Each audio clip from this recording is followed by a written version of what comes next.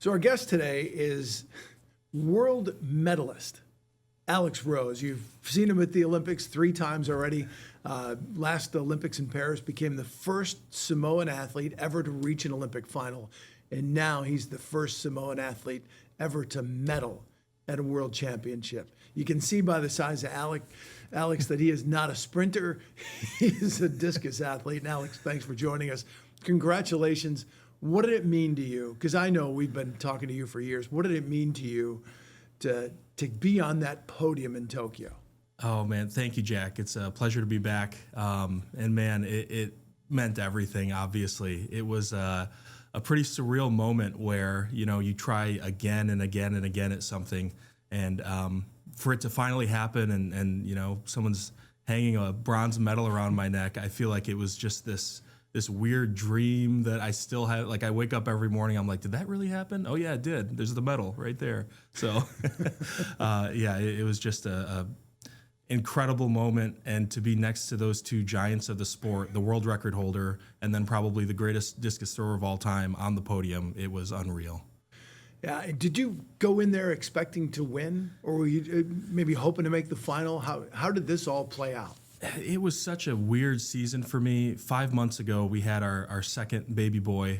So, I haven't been getting sleep. I modified my training like I have many times before to try to suit my circumstances with being a full-time sales engineer and a dad. But it just really worked out this time. I kind of built a home gym so that I could sneak in the wee hours of the night or the morning and try to get everything done. I didn't compete as much throughout the season, but everything just started to click about a month leading up to the championships, and I knew that I could, if I did well, I could medal. How is it that the busier you are and the less time you have really to compete and train, the better you seem to do? I feel like every year I learn something about time management and about, training productively to make sure my body peaks at the right time. And it really hasn't been this one thing I've learned that gave me vast success. It's just small chances that really, step by step, I just got better at it. And I had to fail a lot along the way, and those were teachable moments. And it's just crazy that it all worked out and I got a medal this time around. Failing along the way is probably a little different meaning for you than for most. But what do you learn from those moments where you didn't maybe achieve what you went there to achieve? I think the biggest lesson from failure for me was after having a failure. For example, in 2021, I wasn't at my best and I didn't make the Olympic final like I thought I could at the time. I made adjustments. I worked on the technical deficiencies I had in the circle. I worked on how to prep my body for long travel to places like Tokyo, which coincidentally wound up being, the same place where I had the best performance of my career. And once I kind of overcame that hump where I realized, these failures, they hurt in the moment and it's tough to get through, but you can learn from them. And after that, each additional hurdle was just that. It was a teachable moment, and I learned how to learn. Why do you keep doing this? What drives you to continue to compete and maybe not just focus on the career as an engineer? I think I've always wanted to kind of have my cake and eat it too, right? I've had this goal of having a family, marrying the love of my life, and we always wanted to start something, and obviously to do that and to support my family, I needed a job, right? Mm-hmm. But at the same time, I knew that I had so much left on the table with track and field that I couldn't possibly just let it slide. So it's been my honor and privilege to be able to still follow my dreams on both sides of the table. It really is. I just feel like the luckiest guy ever. It's 2025. LA is in 3 years. Is that what you're focusing on right now? Are you looking at LA? 100%. I know there's some championships between now and then. I have the Commonwealth Games next year, another World Championships in Beijing in 2027, but Los Angeles 28 is the ultimate goal.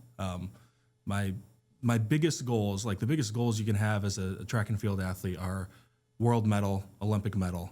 And to be able to get the world medal checked off the list is incredible. And, why can't I do it at the Olympics too? It's the same people, the same field, the same rules. And I'm just so privileged to have another opportunity to hopefully follow my dreams there.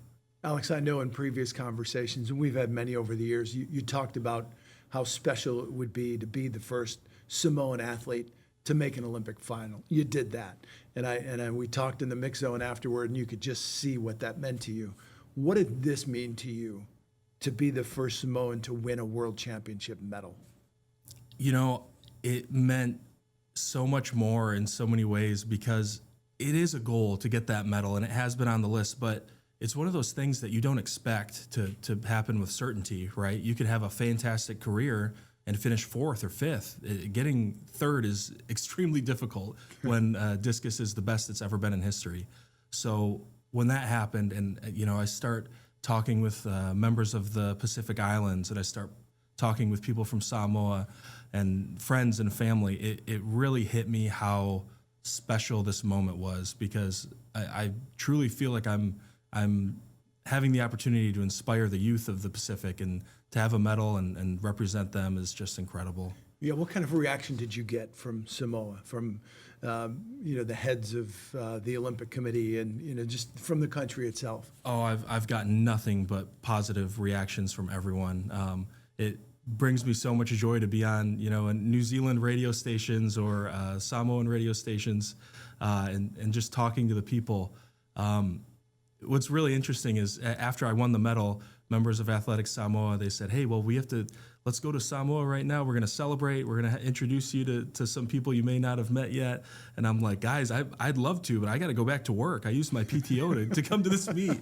My situation's a little bit abnormal for most medalists. So we're planning a big trip, though, and I cannot wait to get to Apia and celebrate. I know your father was born in Samoa, and was he the first person you thought of when you saw how far you just threw that and you knew that you medaled? Oh yeah, we had a great talk after the competition. I FaceTimed my whole family, and the time change was interesting because it was like 4 a.m. by the time I was in bed. Still had the medal around my neck, and I'm just talking to my dad like, hey, I did it. Dad, I did it. Like this was the whole thing. This is what we were going for the whole time. And hearing his words of encouragement it was a pretty special moment. I know you've got the medal here, so let's pull that out, put it on your neck so the viewers can take a look at this. All right, yeah, I'll have to. It came in this fancy box here that I actually I was so shocked by my performance that I left the box on the bus. So we had to contact the bus company afterwards and get the box back. But here it is. We got the medal. I'll proudly put it on one more time. The incredible thing about Tokyo, because I left a phone on a bus in Tokyo, I got that back. Yeah, right. I love that country. Yeah, it is. Things are a little bit safer when you leave them there.